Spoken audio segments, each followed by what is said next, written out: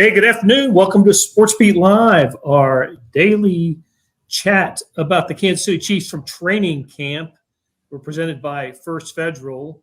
This is the opportunity for you to talk Chiefs with us, and we certainly have enjoyed the conversation throughout training camp. Today was the last day of the Chiefs practicing at Missouri Western in St. Joseph. And we are going to talk about what we saw and what we heard, not just today, but throughout the 3+ weeks. It's a couple days short of 4 weeks of training camp for the Kansas City Chiefs. So with us today, Jesse Newell, Herbie Teope, and back by popular demand and a fixed microphone is Vahe Gregorian. Glad to have you Let's back. Test it. Let's test it. Thanks to the McClatchy Help Desk, 45 minutes of their time, got it done, and we're back, baby. Beautiful, beautiful. Herbie is saying he has no sound. Herbie, we're checking in with you. Nope. So, Herbie's going to work on his technical problems. I thought by the last day of camp we might have it figured out. Just like Chiefs ironing out their issues throughout training camp. We just seem to run into more than our share toward the end. But I got to tell you guys, it's been an enjoyable month doing this and talking about the Chiefs every day. It's the first time we've done it, and the reaction's been great. The questions and comments from the fans have been terrific. We really appreciate them tuning in at this odd time of day at 2:30. We'll maybe revisit that if there's a future Sports Beat Live from training camp program. We may look at starting at a different time, but for this inaugural season, it's worked out well. So, Jesse, I've got to ask, since you were there, and let's before we do, let's make sure Herbie, you good? Not so much. You got me? Oh, there you are. There you are. I'll tell you what, Herbie. Let's test your audio by you describing what you had to eat at training camp today. It was a glorious Waffle House-like meal. Oh, my goodness. Sausage, scrambled eggs, donuts, biscuits and gravy. Major props to Missouri Western State University and their staff there, Pam. Yeah, I went downstairs, shook the cook's hand, and thanked him for everything that he did for us. But it was a great meal. Boy, it looked good. I was not there today, but it looked great. Somebody took a photo. I think it was you, Herbie. It snapped a photo and posted it, and not just the breakfast food, but all the pastries as well, biscuits and gravy. It looked really good. So, I won't miss next year's. So. I share with you my kudos to Missouri Western and the Chiefs for handling training camp, the media end of it, as well as it did. And listen, we're not the only ones that are heaping praise on Missouri Western. Andy Reid did that today as well. And if you tuned in before we officially came on the air about 2:31 today, 2:32, you heard what Andy Reid had to say about training camp. So, Vahe, let me ask you this: the Chiefs have been going to St. Joe now since pre-Andy Reid. They started a couple years before he became the head coach, but the Chiefs have not posted in the Andy Reid tenure, have not posted a losing record. They've been to the playoffs all but 1 year, so 8 of their 9 years of Andy Reid, and they've been going to St. Joe all this time. I'm not, they probably might have had the same record anywhere else where they might have trained, but Andy Reid seems to believe that they get a big benefit out of practicing in St. Joe and being together at Missouri Western for the 3.5 weeks. Is there something to it? Well, sometimes it's mind over matter, right? And I think with Andy, we know he's both a creature of habit and someone who is adaptable, but he's got certain baseline things that he's going to stick with. And if he thinks something's sort of fundamentally working and can connect it to success, then he's going to stick with it. What was the line he had there in the thing about even like things like the cinder blocks being taken care of? Was that what he was referring to? That's stuff that's off his plate.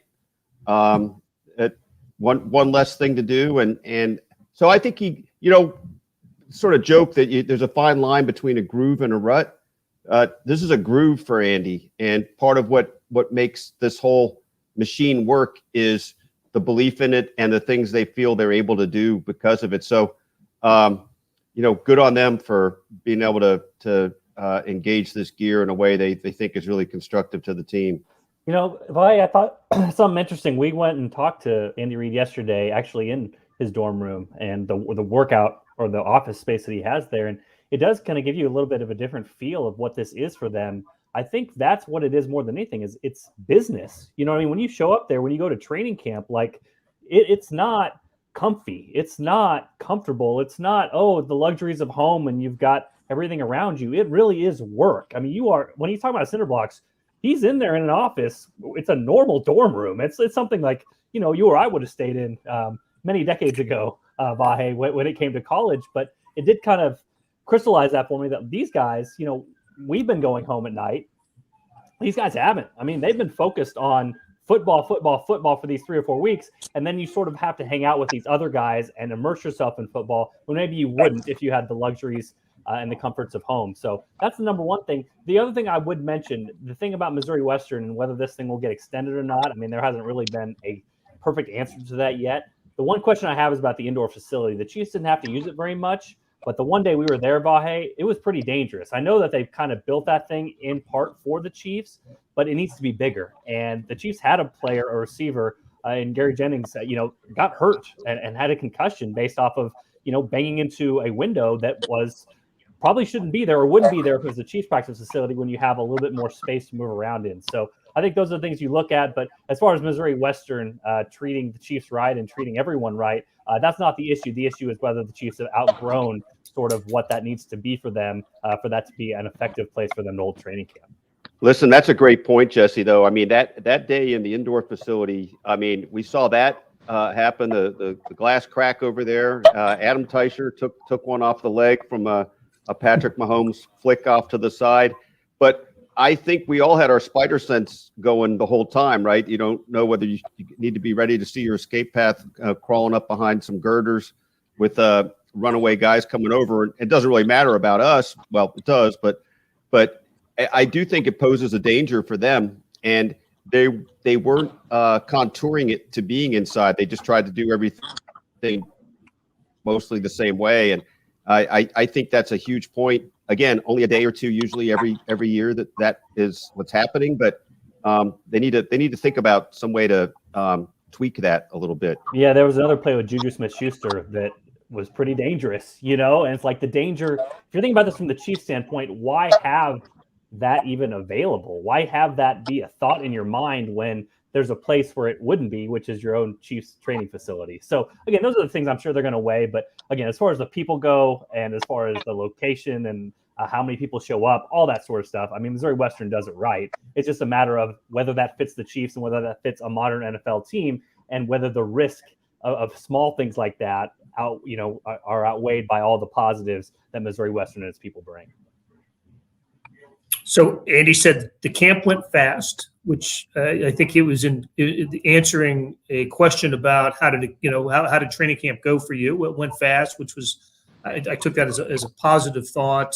And right after he said that, I thought this was interesting. He said, one of the reasons it was a kind of what he termed a successful camp, and I doubt he would ever say anything other than it being a successful camp, was he kind of put his thumb over and said, because of that guy, and he was talking about Patrick Mahomes, who has bought into, trudging off to training camp at St. Joe and living in a dorm with everyone else.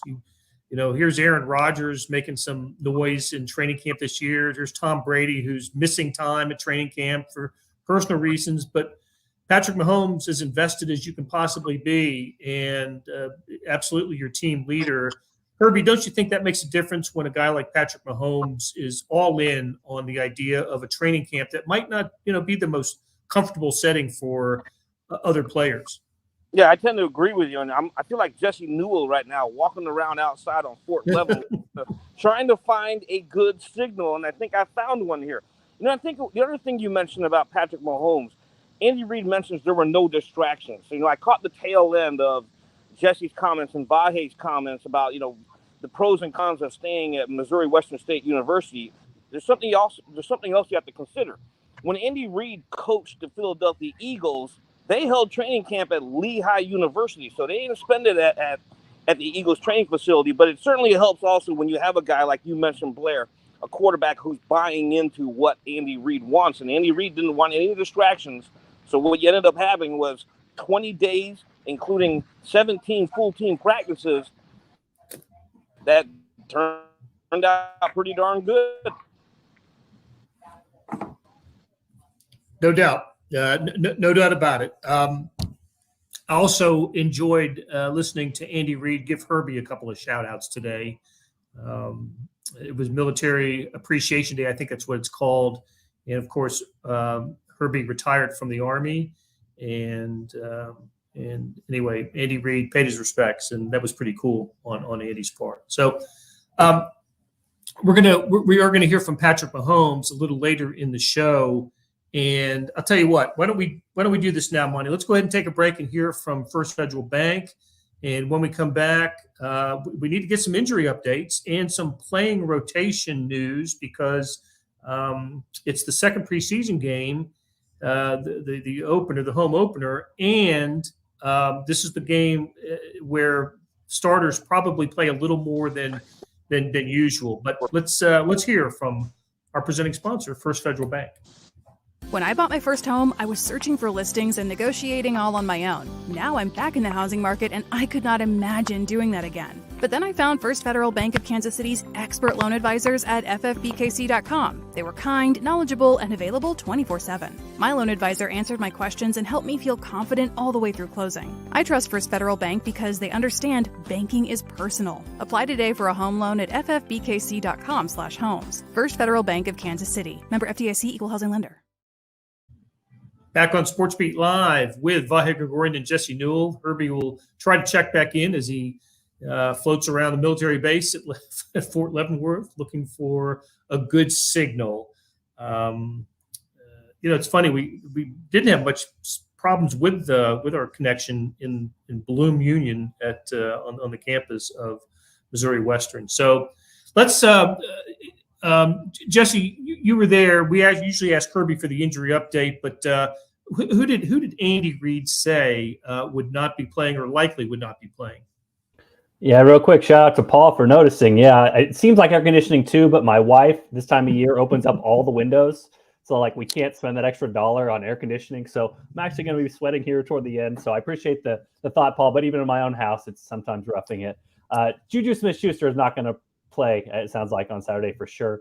Also, Andy Reid was asked about both Chris Jones and McCole Hardman. It sounded like both of those guys were doubtful, which makes sense if you think about this in the grand scheme of things. So the Chiefs play Saturday at home, then they play again Thursday at home. So if you have any doubts of these guys that have missed practice the last couple of days, there's no need to play them in the second preseason game. If you want to get them some reps, wait 5 days and you can get them reps on that next game. So we should see what happens with that. But I think the big picture of all this is that right now it looks like the Chiefs are relatively healthy and healthier maybe than what the first scare was. I know there was a lot of people online on Twitter where it said, oh my gosh, McCole Hardman got carted up the hill. Well, again, Herbie talks about this yesterday on our Sports Beat Live, and there's a big difference between getting carted off if you're in a different training camp and carted off in the Chiefs because they play down a hill basically. So if you have any injury, they're going to cart you up the hill because there's no reason if you have a groin strain or groin spasms to walk that on your own and go up a pretty steep hill to get back to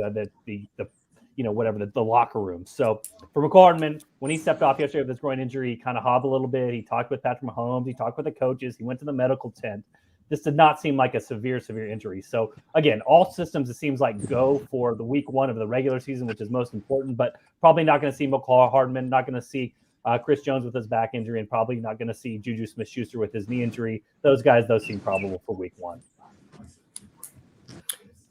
This was the game a year ago. Last year was the first year of the 3-game preseason, and game 2 was the first one in which is the game in which Andy Reid has picked out as the one where the starters are going to get most of the reps. Previous years it was game 3.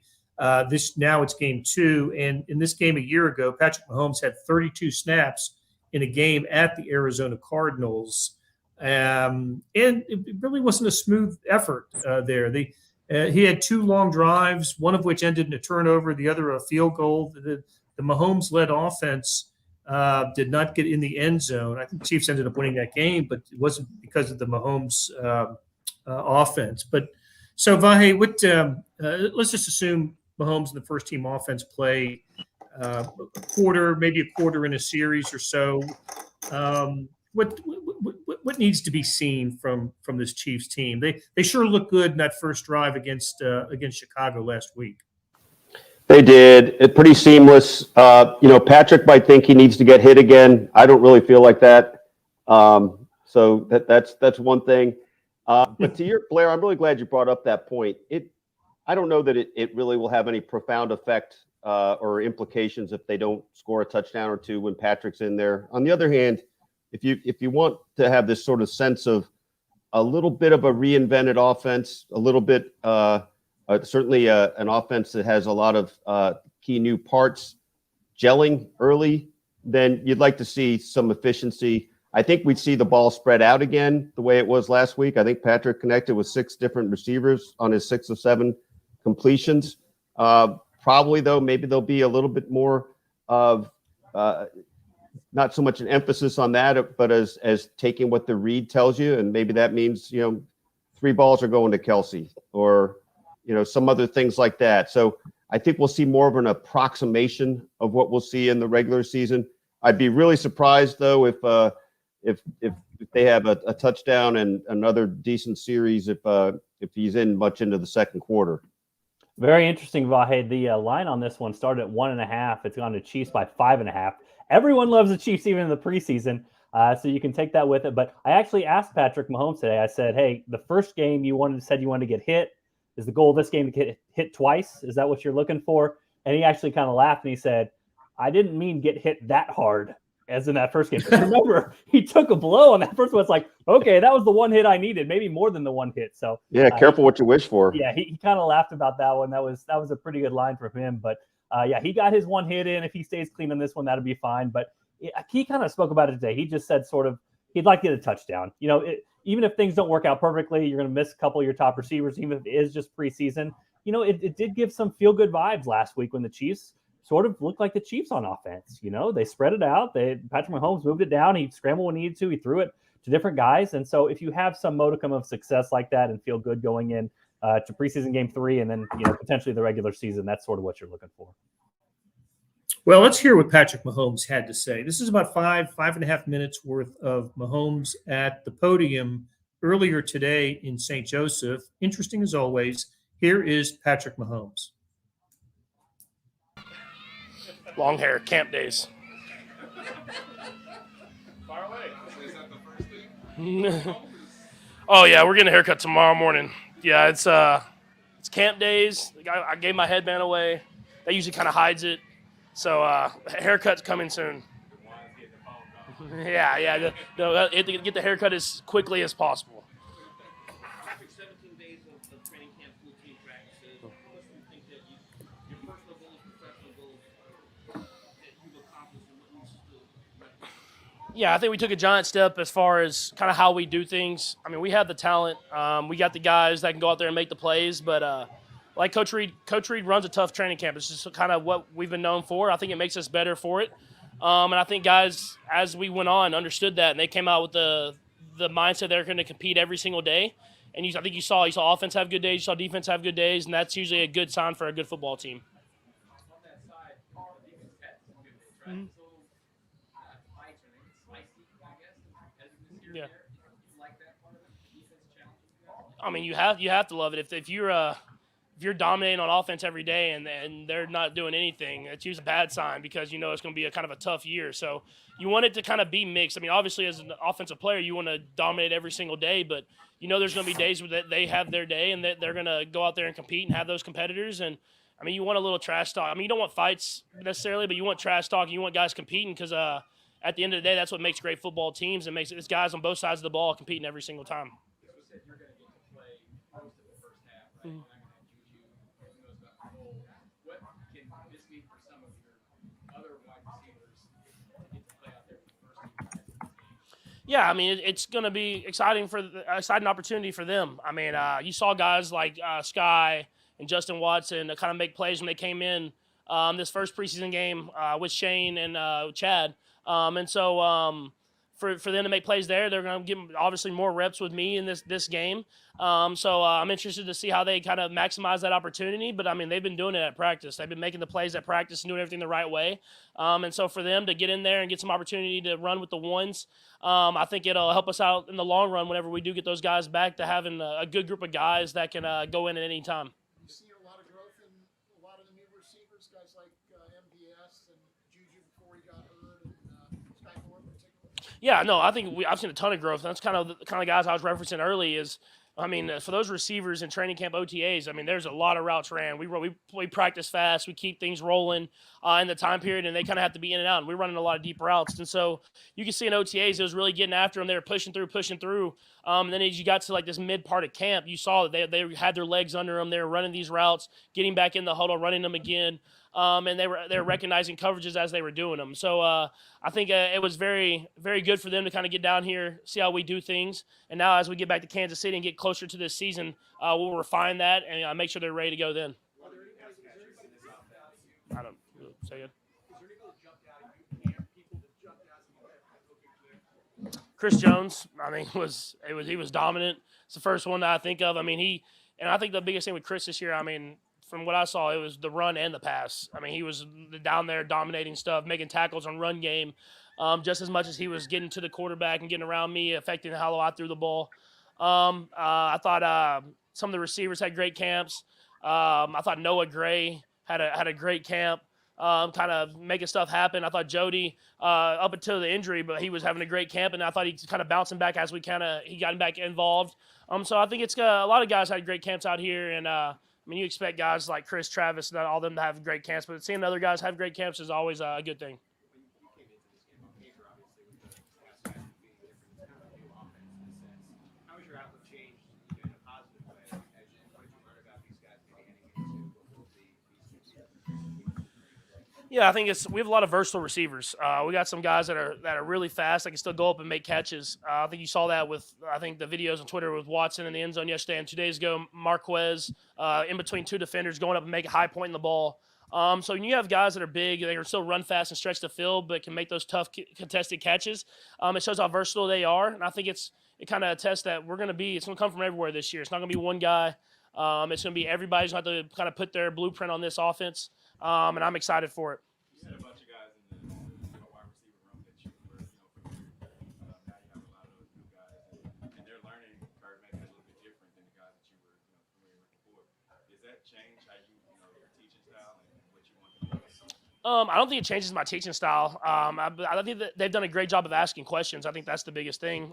They're asking the right questions. We're talking about it in the film room when we're watching film, and we're making the adjustments. They're not making the same mistakes twice. And I think you've seen that, and it's kind of exciting to see whenever they make adjustments on routes kind of based off coverage. You throw it on time, and it works because you know that they've learned from the last time when they may have not done that. And I think that just comes with more and more reps, and we'll continue to get those. And I'm excited for these guys, man. We got a good group of receivers, and I'm excited for them to kind of showcase what their talent is. A couple more guys who said before preseason game you want to get hit once.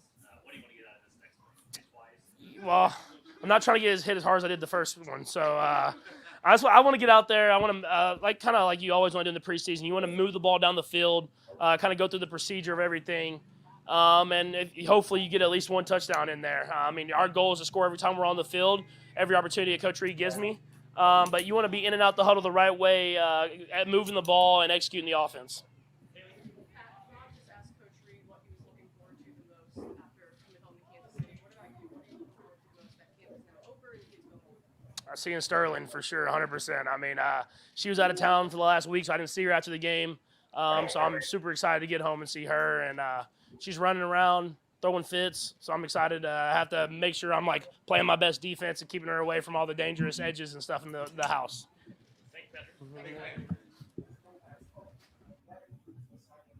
Playing defense on Sterling. Yeah, I like that. His best defense. Right. Okay. Hey, we're going to wind it down with a few thoughts here. Yeah, I thought it was interesting, Jesse, that he identified the players that stood out to him at camp, and first player he mentioned was Chris Jones. No surprise there. Yesterday, when we did our assessment of camp, I thought of you, Blair. I thought of you. Yep. I absolutely deserve it. So it was the hype train, who was getting a little too much hype, and my player was Noah Gray. I'll let you decide, who's better qualified to answer that. A media schlub who's been, who missed about 3 or 4 days of tryouts this year, or the quarterback who's been throwing to him throughout the entire training camp. So I might be a little off on my Noah Gray. The only reason I said Noah Gray was because I just think the position group as a whole is better this year. I don't know how many more opportunities there are for Noah Gray, especially if Jody Fortson stays healthy and if Blake Bell gets better and he's a year better. And, of course, I think Kelsey's just going to be a little bit – I think his numbers are going to go up this year because of lack of Tyreek Hill. So that was my justification for that. There is no justification. Patrick Mahomes said he was going to be better, and so let's go with that. Personally challenged you, Blair. He probably watched the podcast. I know. So, hey, Jesse Tom asks, highly contested position, who makes the roster, who gets cut, surprise cuts. Let's just keep that at wide receiver going into this game.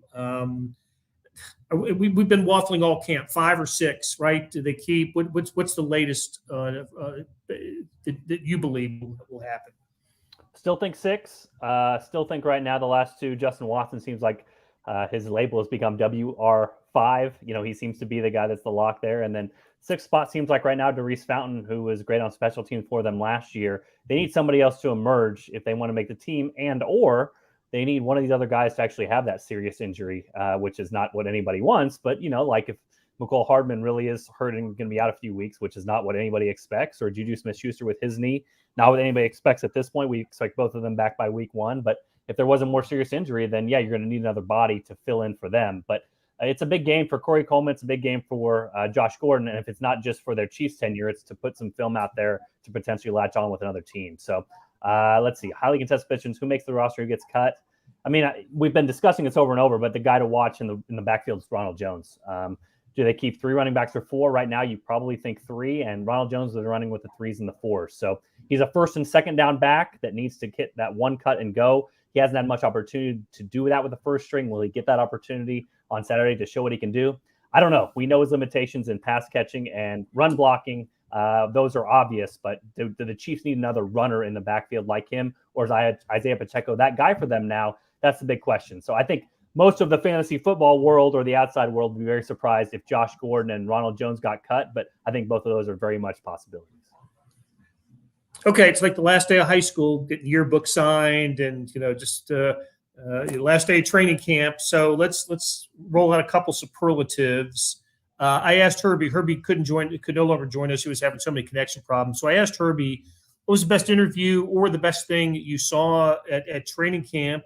Best interview, I think we could all agree, was Frank Clark on that Saturday, open and honest about his disappointing 2021 season, made changes to his diet, to his habits, and has looked, I think, pretty good in training camp, and certainly different, slender, a little more slender, and Steve Spagnuolo has noticed it, teammates have noticed it, and he is certainly a guy to keep an eye on. And Herbie said the best play of camp that he saw was first day in pads, Leo Chanel stuffing Ronald Jones for a loss during team drills. For me, the play that stands out to me was in the 7-on-7. It was the Willie Gay interception of Patrick Mahomes, and I just thought Willie Gay is ready to play. This guy is third year. Willie Gay is maybe something special to watch. Jesse, how about you? Would anything stand out to you in terms of a play or just a moment at training camp? I agree with Frank Clark. I think that interview was the highlight of all the interviews, and just being so open and honest about his previous difficulties and struggles and owning them. Again, that does not guarantee success moving forward for him. He has a lot to prove, but it seemed like a very good first step after a very disappointing season last year. I think of two things. Juju Smith-Schuster right off the bat making diving catches from Patrick Mahomes, and not only doing that, but doing it on routes that he didn't do with the Steelers a year ago. So that kind of talks about the versatility, maybe him being asked to do more. And then we've talked about this yesterday, Blair, but Isaiah Pacheco has caught everything. He's caught everything. And so that has been, to me, maybe the shock of the camp. I know Isaiah Pacheco's got a lot of the headlines, but out of Rutgers, he did not catch the ball much. And the fact that now the Chiefs potentially have a guy out of the backfield like him who can catch it, and we saw in the preseason game against Chicago, can break a tackle once he gets out there. That to me is probably the most surprising thing, the thing I was not expecting, and that's the reason that he's a lock for this roster and potentially can give the Chiefs more at running back than they might have expected before. And Vahe, you talked to a lot of people here, inside the tent, outside the tent. I'm just wondering if what stands out to you about training camp. Well, it's a little Captain Obvious, but I think it bears mention that the word Andy Reid used in our beat writers meeting with him yesterday about Patrick Mahomes' energy and attitude was phenomenal, and he said it so fast. I think before the question even got out, I think what we're seeing is somehow a redoubled effort from Patrick to demonstrate the hold he has on this team, but also understanding how his input, even his sort of coaching with film work, is more important than ever with the new receivers they have. And also just the attitude he projects that permeates the rest of the team. You can see it. You guys saw way more of the practice time than I saw. But from what I gather, what other people are saying, including GM Brett Veach, you saw a through line of Patrick being the charismatic leader that he is, and really that drizzling down throughout. Really looking forward to Saturday's game, 3:00 at Arrowhead Stadium. If you can't be there, it's on Channel 41. One final superlative of training camp is producer Monty Davis, here every single day, doing a terrific job, putting up with the mic problems, the connection problems, all the problems we all have, coming to you from different spaces every day. And Monty was just terrific throughout this thing. Everybody, Quentin, Tom, Paul, Brian, Cheryl, thanks, Brian. Yeah, thank you all for joining us and today and throughout training camp. Hey, just because training camp's over, the shows will not end. We're not going to be here daily, but we will have live shows until the regular season starts. And then when the regular season starts, post-game, including this Saturday, post-game throughout the season, and we'll have another one during the week. So for Vahe, Jesse, for Sam McDowell, and Herbie Teope, I'm Blair Kirkhoff. This has been Sports Beat Live presented by First Federal Bank. Thank you all very much for joining us.